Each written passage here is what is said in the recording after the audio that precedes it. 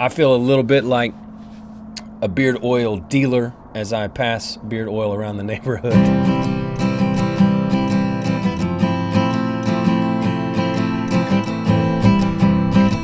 Welcome back, ladies and gentlemen, to the Oak and Ember podcast. Man, I hope you are having a fan-flippin'-tastic day, and I'm so glad you're here. We got some good stuff for today. We're going to be talking about beards. We're going to be talking about how, ladies, you can encourage your man as he's growing a beard, and men, what you can do about beard growing. It's going to be awesome. I'm excited. I love talking about beard stuff. I feel a little bit like a beard oil dealer as I pass beard oil around the neighborhood. But we're going to be talking about beards today, and we're going to be talking about some other stuff. Couple of housekeeping notes. I don't know if you can tell on YouTube or on iTunes if my voice sounds different. I'm still doing this cold thing, and it really bothers me. I might do an episode on how to use a neti pot because I use it so daggum frequently right now. I feel like I could talk about it for 30 minutes, but maybe not. Before we jump into today's topic, talking about beards, how to grow one, what to do with one, I'm going to talk about culture this week. And there's just so much we could talk about in our culture, and it's so important. I think these cultural conversations are so important because culture shapes the country, right? Laws, government, all these things are important. They all play a role, but it is the underlying culture that shapes what we do as citizens, right? And if we don't have cultural conversations, then people are just free to kind of run everybody over. And the really loud minority starts shaping culture in a way that does not benefit everyone, right? So we have to have these cultural conversations. We have to know how to talk about these cultural conversations. We have to know what it is that we think about the things that are going on around us and be able to communicate those, right? So that we can have these conversations for the better. So the big topic, I should say that differently. One of the big topics going on right now is the Colin Kaepernick Netflix documentary, whatever. And see, I can't even form words about it right now. The problem that I find with these types of things is that it is set up as a trap. Because if you talk about it from the race perspective and you disagree with it, you will automatically get slammed by radicals for talking about it one way or the other, whether it's radical right or radical left. If you talk about it from the race perspective and you don't talk about it in the way that that particular set of radicals wants you to talk about it, then you get slammed for it. And all that does is shut down conversation, right? They start name calling, start talking about your mama. At least that's what we did in the third grade. And you can't have a legitimate conversation that allows for the improvement of things. And we haven't even talked about the documentary itself, just the impact of what happens when you talk about things like race in this country and people start shouting you down.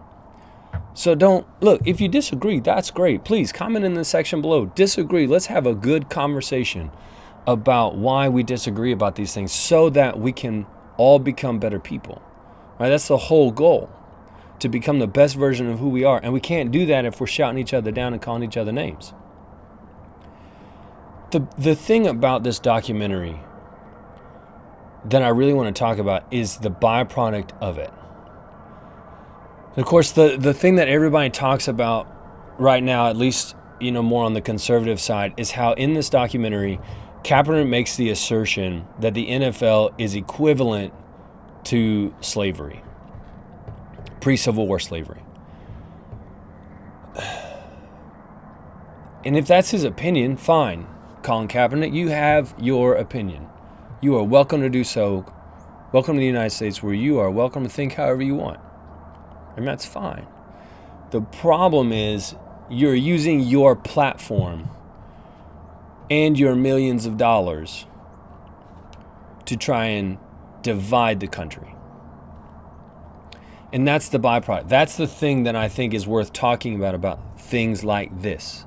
Because see, when you make an assertion like that the NFL is equivalent to slave holding in southern United States pre-Civil War, then what you're doing is you're saying this white man's business is turning us all into slaves and treating us in a certain way. And the only problem with that is you agreed and signed a contract. You agreed and received millions and millions and millions and millions and millions of dollars to play a kid's game. Look, and I don't disagree with you. In fact, I agree with Colin Kaepernick on a lot of things. There's some jacked up stuff going on in the NFL. And the whole portion where he talks about all the poking and the prodding, the lack of dignity, all that stuff. I agree with you, Colin Kaepernick. That is all terrible stuff. I don't watch National Football League. I don't watch football. I don't like football. I don't like sitting down for 4 hours to watch somebody else play a game when I could go outside and play a game. I could go outside and carve something. I could go outside and do stuff. I could read a book. I could improve myself rather than watch somebody else live their adventure. That's just not it for me. If that's it, look, and I'm not saying you shouldn't watch the NFL. If you love national football, if you love watching sports on TV, man, be blessed. Watch that stuff. It's not for me. And I agree. This is why conversations are so important, because if I could sit down with Colin Kaepernick, there's probably a lot of stuff he and I would agree on. There's a lot of things about the NFL that he and I would find common ground about. But when you take it to the place of equating people in the National Football League with slaveholders, now we have a problem, because nobody in the NFL was taken from their home. Nobody in the NFL was ripped away from their families. Nobody in the NFL was robbed of their dignity and chained.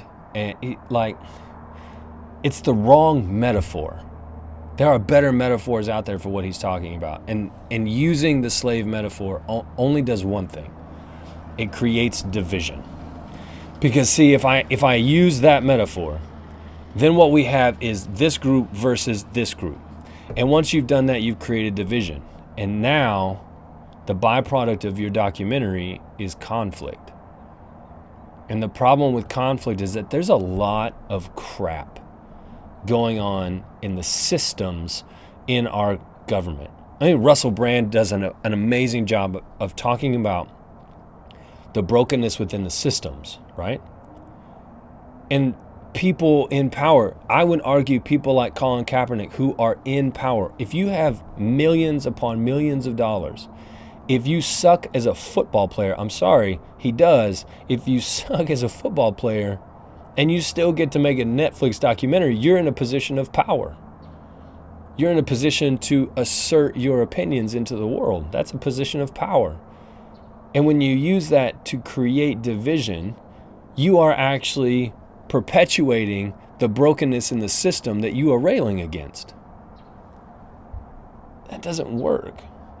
And I legitimately think, and Tom McDonald talks about this in a lot of his songs, if we actually united as a country of people, this is a weird way to say that. If we actually united as a people, we could fix the systems. We could create new systems. We could create systems that allow people to prosper while also dealing with the brokenness that still exists in our country. But people in positions of power don't want unity. If they did, we would be unified. They want division because division allows them to continue their assertion for power. Biden doesn't want to unify the country. He wants to keep the country divided, because if we actually united, we wouldn't need him. We wouldn't need Biden's super left-wing agenda. We would just need each other. And that's what I want. I want our communities to need each other and to stop relying on the government. I want our neighborhoods to be places where people can have different opinions and we can still roast hot dogs on the weekend together. Where backyards are open, barbecues are happening, and it doesn't matter if you're black, white, brown, or purple.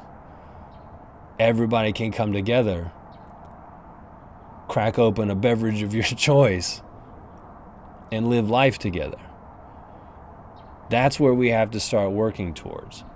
And if Colin Kaepernick had created his documentary with that goal in mind, I think he would have done it differently. At least I would hope he would do it differently.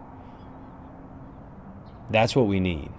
We need unified, loving, disagreeing communities. So if you see stuff like this type of documentary and it's creating division, I would argue that's not where we need to spend our time. Spend our time building and unifying without relying on the government to do it, because Captain Unity, Joe Biden's not going to make that happen. People in positions of power are not going to make that happen. It has to happen in our communities. That's enough of that for now.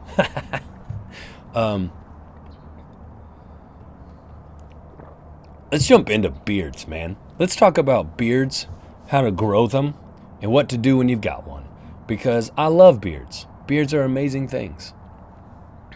I can't even get into it blows my mind when I think about evolutionarily how we came about to growing beards. Why do we have hair on just the lower half of our face and not the whole face, It's things like that I get lost in when I think about. But before we jump into the practicals of growing a beard, I just want to share why I started growing a beard, because I think it matters. See, if you want to just grow a beard to grow a beard, that's great. Do that. Awesome. Have fun. Enjoy. I think it helps, though, to have a purpose for growing a beard, because there is a stage. Actually, there's several stages about growing a beard that just suck. Same as with growing long hair. There are some parts of this deal that are not fun. And I think you have to know why you're doing it in order to press through those, right? So I legitimately started growing a beard probably 5-6 years ago. Before that, in my mid-20s, I tried to grow a beard, and it was really sad. It was very tragic. I had about 7 hairs right here, and this tiny little wisp of like a French mustache right here on my lip. Now, I say it was really sad. I say it was really sad because I was in a season of life that was really sad when I tried to grow that little beard. One of the things about bearding is you have to just grow what you have. If all I have was this tiny little deal, well, then that's what I've got, and I got to grow it, and I got to rock it, and I got to make the most out of it. It's like the goatee mustache that Uhtred has. I don't even know what just happened with that sentence. It's like the goatee mustache that Uhtred has in The Last Kingdom. I personally would not enjoy wearing that, but it's what the actor had, or what they put on him.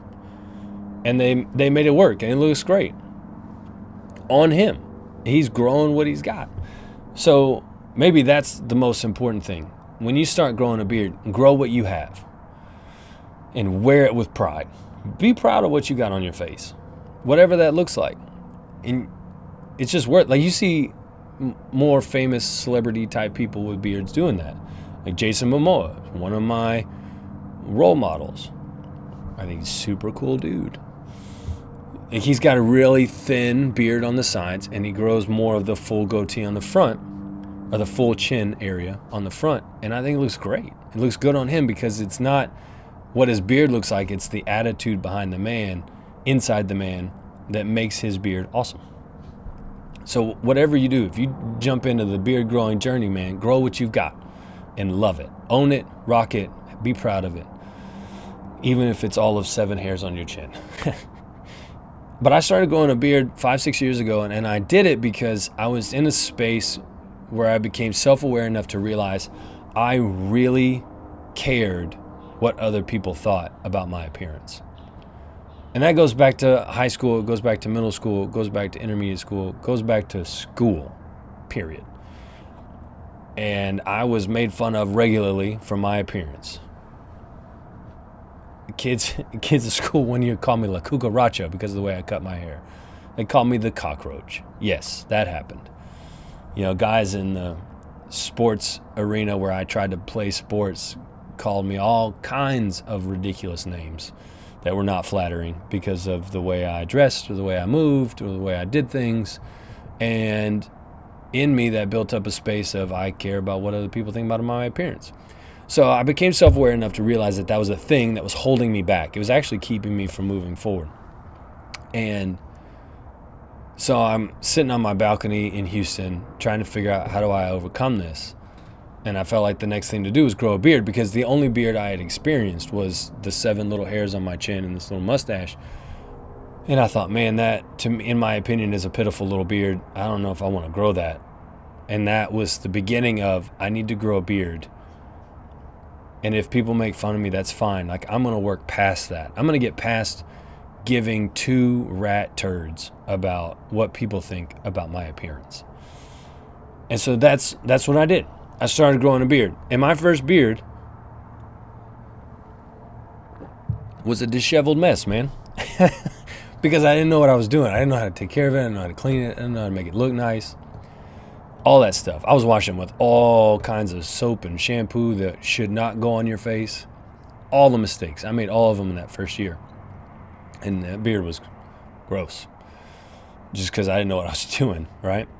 But the more I grew it, the more I learned, the more I grew into it, the more it grew on me, the more I grew to love having a beard. I've grown the big beard. I had the little stubble. I've done all the things in between.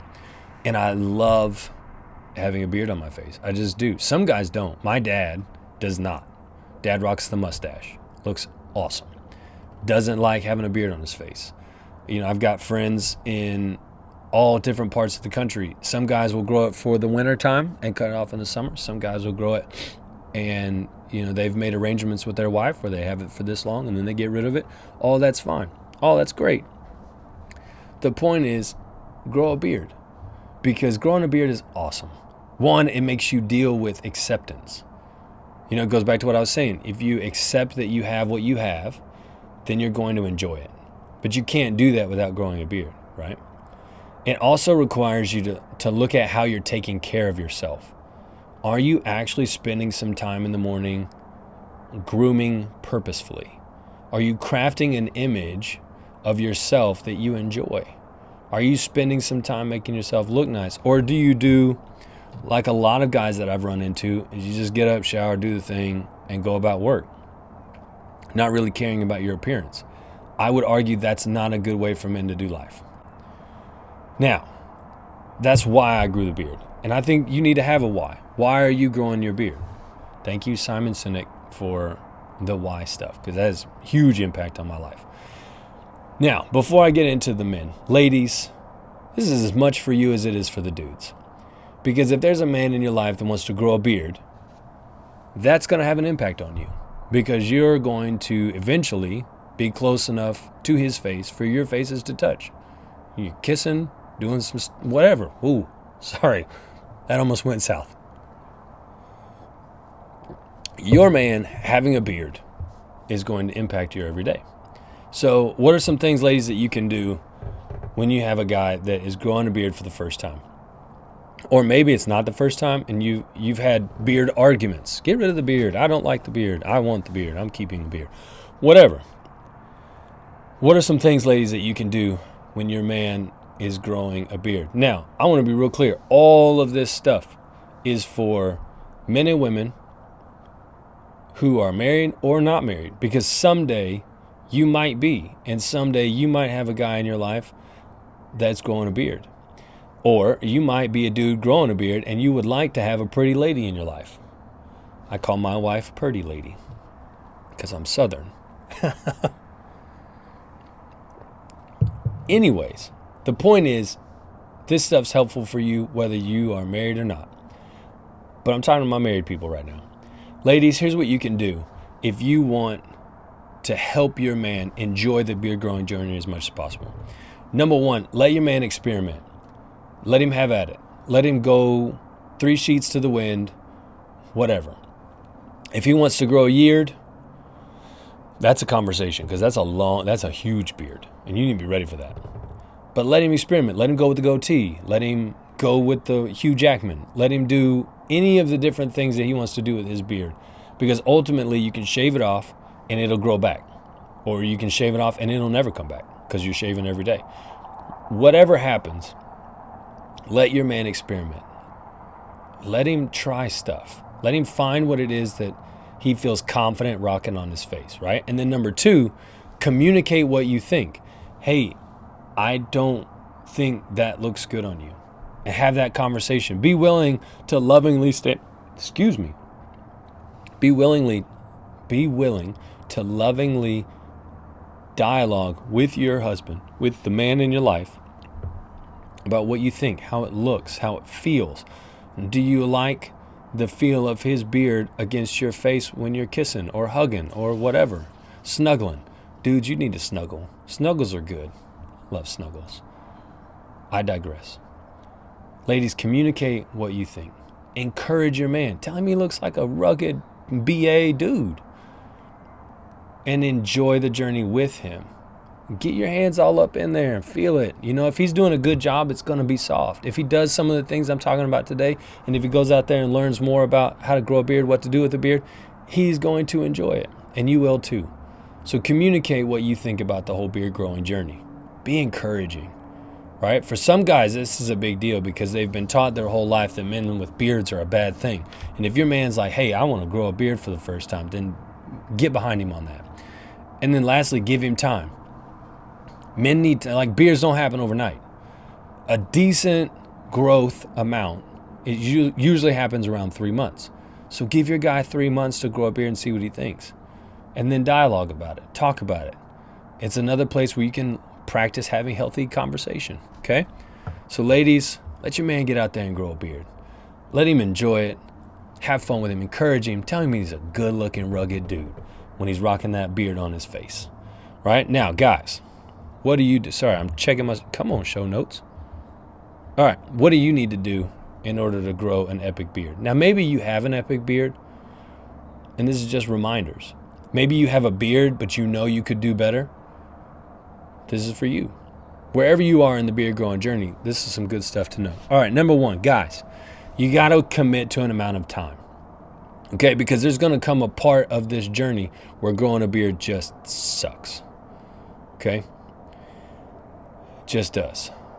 Man, we're okay. All right, so there comes a part in the journey where it itches, especially if you've razor shaved and you're just smooth as a baby and then you start growing a beard. Man, that first month is itchy. And there's some things you can do to make it better, but it's uncomfortable. Then you're going to get into an awkward phase about 1 to 2 months in where it just doesn't look like the way you've got a picture in your mind of what a beard should look like, and it's just not happening, and it's really tempting to shave it off. So make yourself commit to an amount of time. I put trackers on my wall in my art studio when I'm growing stuff out. So like when I did this when I was growing out my hair, I knew how long I wanted to grow. I had some pictures of what I hoped it would look like, at least some ideas of what I hoped it would look like. And I checked it every month. Boom, boom, boom, boom, boom. And every month I would be like, okay, I'm making it, you know. I did the same thing with my beard. I committed to an amount of time. This round, I committed to 90 days. And right now I'm at like 64 days or something like that. So commit to an amount of time. Give your wife your razor and tell her, don't give me this until this much time passes. And don't go buy another one. But commit to an amount of time, because it does take time. It takes time to get an epic beard on your face. You know, guys over at Live Bearded have amazing beards. They're beard goals, right? And I'm not there yet, but I know that takes time. It takes time to get a beard where you're at. And then number 2, get the right tools. Growing a beard is more than just letting it grow. Go to Google, type in how to grow a beard, and it's going to say, let it grow. Stop shaving. There's more to it than that. When you grow your beard, you need some tools. Number 1, you need a wooden, made of wood from trees, wooden beard comb. You need a wooden beard comb because when it goes through your beard, it is nice and smooth. So there's all kinds of problems with plastic combs.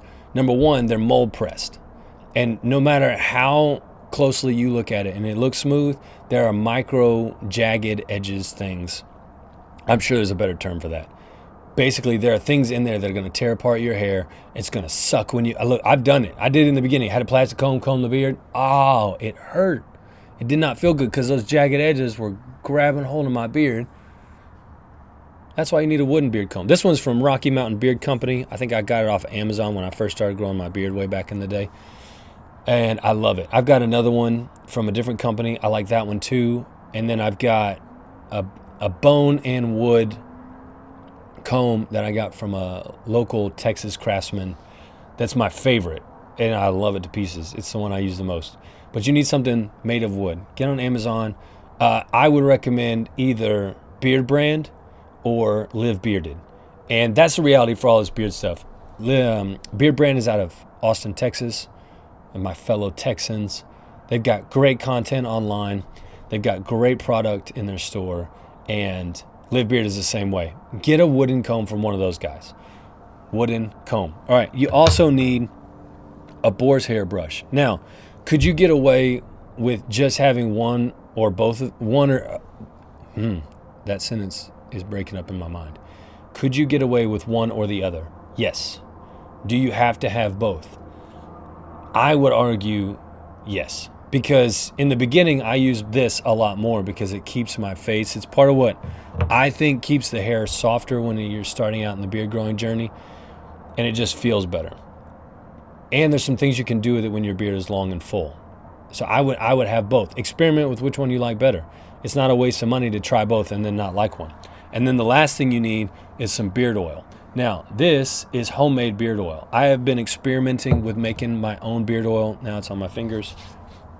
I've been experimenting with making my own beard oil for a very long time. You don't have to make your own.